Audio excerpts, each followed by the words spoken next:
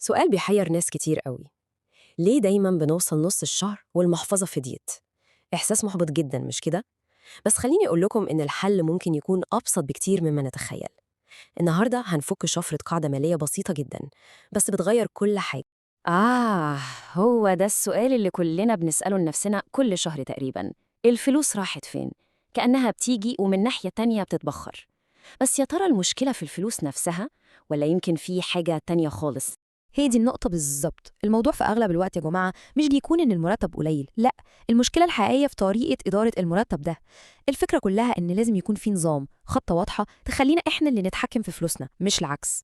وهنا بقى بيجي دور البطل بتاعنا النهاردة، قاعدة 50-30-20. القاعدة دي مشهورة في العالم كله مش من فراغ، لأ، لأنها ببساطة شديدة بتشتغل وبتجيب نتيجة. الفكرة إنها بتحول أي حد من شخص مرتبه بيطير في نص الشهر لشخص عارف يدير فلوسه كويس ويستمتع بيها، والأهم إنه بيحوش للمستقبل. والأحلى في القاعدة دي إنها واضحة ومباشرة. بتقسم أي دخل لثلاث أجزاء بس. 50% بتروح للاحتياجات الأساسية، يعني الحاجات اللي منقدرش نعيش من غيرها. و30% للرغبات، اللي هي بقى الحاجات اللي بتخلي حياتنا ليها طعم. وآخر 20%، ودي الأهم، بتروح للمستقبل والادخار. طيب خلونا نمسك كل جزء كده ونفصصه مع بعض.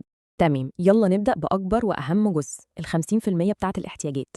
ودي ببساطة المصاريف اللي لو ما اتدفعتش الدنيا هتقف حرفيا.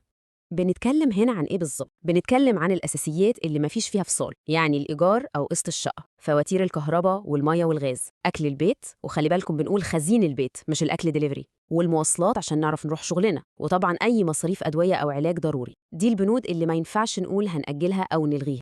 وهنا بقى في نقطة خطر جدا ولازم ناخد بالنا منها. لو جينا نحسب الأساسيات دي ولقيناها واخدة أكتر من 50% من المرتب، ده يعتبر جرس إنذار قوي. معناه حاجة من اتنين: يا إما مستوى المعيشة أعلى من الدخل الحالي ومحتاجين نراجع مصاريفنا زي الإيجار مثلا، أو لازم نبدأ نفكر فورا وبشكل جدي إزاي نزود دخلنا. طيب نخش على الجزء التاني، وهو اللي بيخلي القاعدة دي واقعية وممكن نمشي عليها. 30% دي بتاعة الرغبات والرفاهيات. في ناس كتير فاكرة إن التوفير معناه حرمان وتكشير، وده أكبر غلط ممكن حد يقع فيه. الجزء ده بقى هو البنزين اللي بيخليك تكمل في الخطة، لأنه معمول عشان تدلع نفسك زي ما بنقول. هنا بقى بنحط ميزانية للخروجات مع الصحاب، اشتراكات نتفليكس وسبوتيفاي، الجيم، أكل المطاعم اللي بنحبه، أو لما نقرر نشتري طقم جديد أو نغير الموبايل.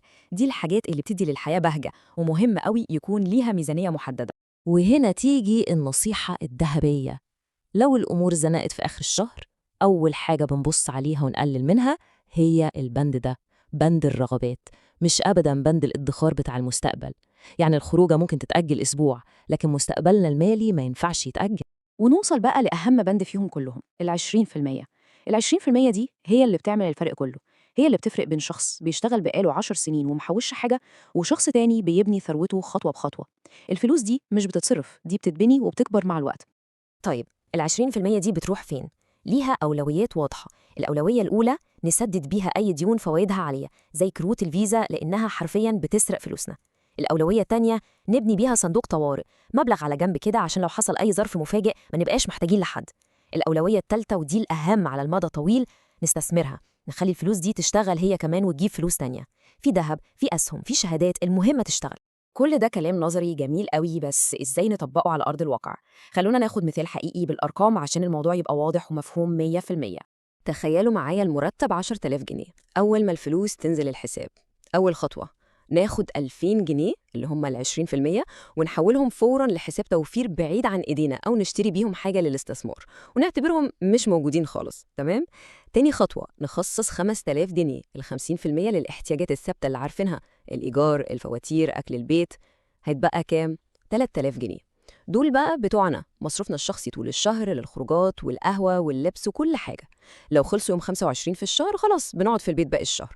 لو كفوا لآخره يبقى مبروك، الخطة نجحت 100%.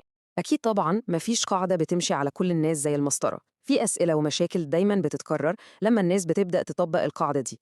خلونا نجاوب على أهمها عشان الصورة تكمل. سؤال بيتسأل كتير جدا: العربية دي احتياج ولا رغبة؟ الإجابة ببساطة على حسب. لو هي وسيلة المواصلات الوحيدة اللي بتوصلنا للشغل كل يوم، يبقى أكيد دي احتياج. لكن لو جايبين عربية وقفارة قسطها واكل جزء كبير من المرتب، هنا الموضوع اتقلب وبقت رغبة بتضر الميزانية أكتر ما بتنفع. طيب، سؤال تاني مهم: نعمل إيه لو المرتب أصلاً قليل والأساسيات لوحدها واخدة أكتر من 50%؟ هنا بتبان مرونة القاعدة دي. ممكن نعدل النسب مؤقتاً، نخليها مثلاً 70% للاحتياجات ونضغط بند الرفاهيات قوي ل 20%، ونخصص 10% بس للمستقبل. الفكرة يا جماعة مش في المبلغ اللي بنحوشه قد ما هي في بناء عادة الادخار نفسها. العادة دي هي اللي هتفرح معانا على المدى الطويل حتى لو بدأنا بمبلغ صغير.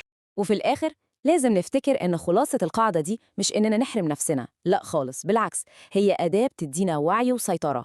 لما نبقى عارفين كل جنيه رايح فين بالظبط بنقدر ناخد قرارات مالية أحسن وبنحس إننا المتحكمين في حياتنا. الموضوع كله شوية انضباط ووعي.